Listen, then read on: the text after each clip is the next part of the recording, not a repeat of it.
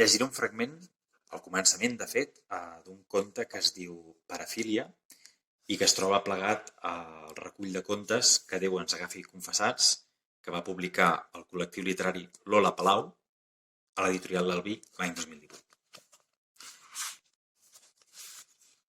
Sempre m'havia imaginat que l'últim cop que entraria a l'Ajuntament ho faria de manera cerimoniosa, amb un toc lleugerament pragmàtic.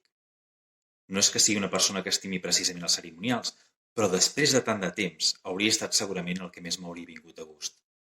Una cerimònia de comiat estrictament laica, però amb un toc de sagrat. De fons, hauria sonat la sarabanda de Händel, la que està en re menor, amb un sol bemoll a l'armadura. I hauria travessat la plaça de punta a punta, trepitjant les rajoles que van portar de l'Índia quan la van fer nova. Òbviament m'hauria decantat pel blanc, la puresa d'un color immaculat. Per entonar amb la ciutat, la millor opció hauria estat un vestit d'època victoriana. Res de rococó ni d'estil imperial.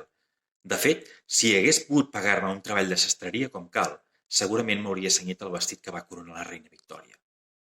Una peça de setí lliure d'accessos innecessaris, només amb una garlanda de flors.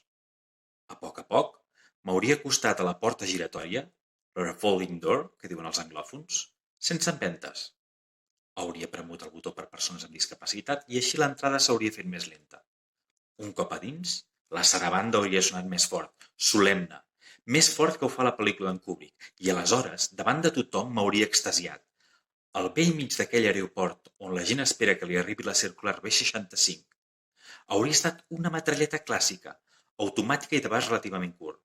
L'hauria treta de la lligacama i amb un somriure gallinaci, d'aquells que descrivia la Montserrat Roig, hauria llançat una salva. Ad libitum.